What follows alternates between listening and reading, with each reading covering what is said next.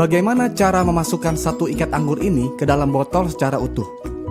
Cukup dipetik satu persatu, lalu dimasukkan satu persatu juga. Sangat mudah dimengerti, bukan? Nah, kebanyakan air minum yang kita kenal terdiri dari 16 sampai 25 molekul per grup atau klaster. Padahal, sel tubuh memiliki aquaporin sebagai gerbang keluar masuk air yang berukuran 4 sampai 6 molekul. Apakah grup molekul yang besar tersebut bisa masuk? Bisa, namun lebih lambat. Maka dari itu ada rasa kembung, jadi malas minum akibatnya dehidrasi. Berarti kalau molekulnya kecil bisa keluar masuk sel tubuh dengan jauh lebih cepat. Dengan cara apa dikecilkan? Elektrolisis. Apakah itu? Grup molekul air yang lebih besar diberi aliran listrik yang tepat, sehingga menjadi grup molekul yang lebih kecil supaya mudah keluar masuk aquaporin. Istilahnya adalah microcluster. Logikanya begini, jika ada sepasang magnet dengan dua kutub yang berbeda dan saling berhadapan akan tarik-menarik. Jika kutubnya sama akan tolak-menolak, sehingga molekul air yang tadinya berhimpitan jadi terpecah sendiri-sendiri. Belum lagi, di inti sel terdapat ion positif yang membuat molekul air yang berion negatif ini tertarik masuk ke dalamnya dan meninggalkan ion negatif di membran atau dinding sel, sehingga sel tubuh pun menjadi tidak lengket. Mengapa air ini penting sekali?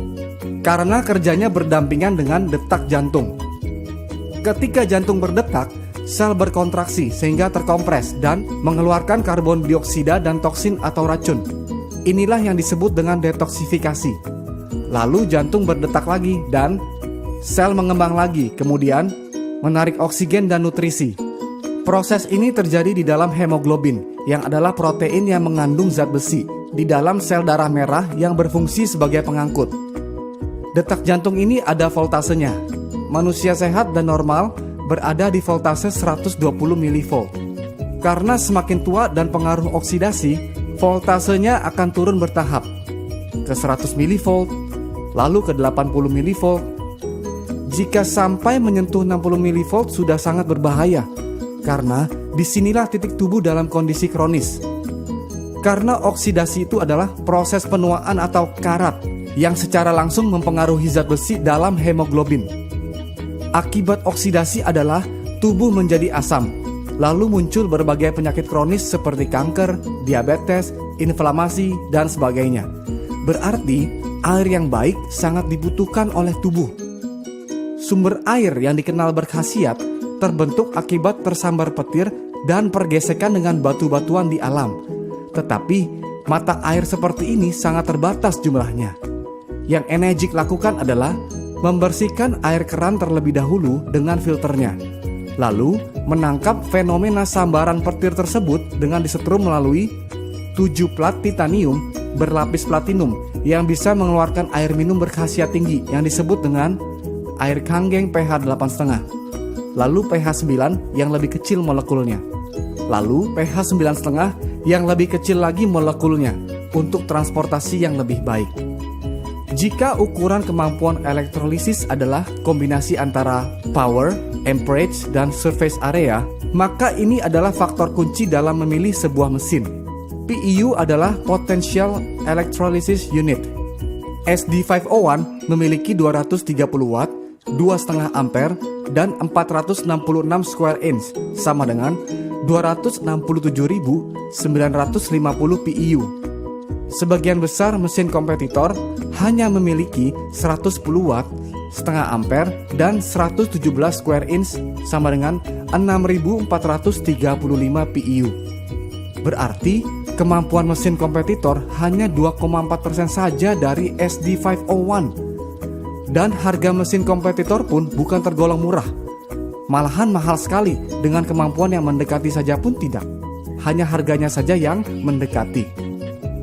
Belum lagi harus betul-betul teliti apakah power supply-nya transformer atau switch mode. Transformer adalah alasan mengapa sebuah mesin disebut alat kesehatan karena tegangannya stabil. Sedangkan switch mode tegangannya naik turun alias tidak stabil. Alasannya supaya hemat energi, padahal supaya pelatnya tidak meleleh karena bahannya mesh yang lebih murah. Saya perjelas, ini ada bolam 100 watt dengan filamen yang tebal. Yang ini bolam 40 watt dengan filamen yang tipis. Jika bola 40 watt dinyalakan di tegangan 100 watt akan putus karena tidak mampu menahan daya yang tinggi. Demikian halnya dengan plat yang digunakan di dalam mesin. Mengapa daya tinggi yang stabil sangat dibutuhkan? Karena tujuan ionisasi air adalah untuk menstruktur ulang molekul. Molekul air adalah H2O. Lalu gugus kimianya diilustrasikan seperti ini. Jika dua molekul air diberi 2 elektron, akan menghasilkan gas hidrogen dan 2 hidroksil yang berguna dalam proses detoksifikasi di atas. Karena yang kita inginkan adalah hasil air seperti ini dengan mesin Enegic, bukan hasil air seperti ini yang kadang jadi, kadang tidak. Maka dari itu, jarang sekali ada kesaksian lokal yang nyata dari mesin kompetitor. Minumnya pun jadi tidak percaya diri kalau airnya belum pasti jadi. Nah, gas hidrogen yang larut dalam air inilah yang hanya bisa dinikmati oleh pemilik mesin saat air keluar langsung dari mesin. Inilah antioksidannya. Begitu air yang berantioksidan tinggi diminum, yang terjadi adalah voltase tubuh akan di-charge kembali ke voltase normal. Tolak ukur antioksidan adalah ORP, Oxidation Reduction Potential. Lalu hidroksil inilah yang menyebabkan airnya menjadi alkalized atau basa secara elektrik, bukan karena tambahan bahan kimia. Karena rasio hidroksil berubah, maka menyebabkan pH menjadi ikut naik. pH adalah singkatan dari potential of hydrogen. Semakin tinggi rasio hidroksil, akan semakin tinggi pula hidrogen yang dihasilkan. Akibatnya adalah jika asam menjadi basa, maka sel kanker dan penyakit akan mati dengan sendirinya karena bukan lingkungannya untuk berkembang biak. Berapa lama waktu yang dibutuhkan untuk membersihkan seluruh tubuh?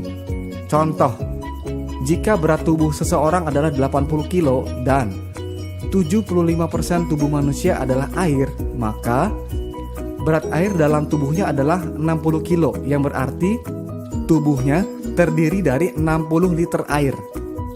Jika minum 4 liter per hari, maka perlu 15 hari atau sekitar 2 minggu untuk bersih-bersih. Jika minum 2 liter per hari, maka perlu 30 hari atau 1 bulan untuk bersih-bersih. Lalu, apakah air ini segala-galanya? Tidak. Masih perlu pola makan, istirahat, olahraga, dan kontrol emosi yang baik. Tetapi jangan lupa, air adalah unsur yang paling banyak di badan, 75%. Jadi cara pertama untuk sehat adalah bereskan dulu yang paling banyak di badan. Maka dari itu, change your water, change your life.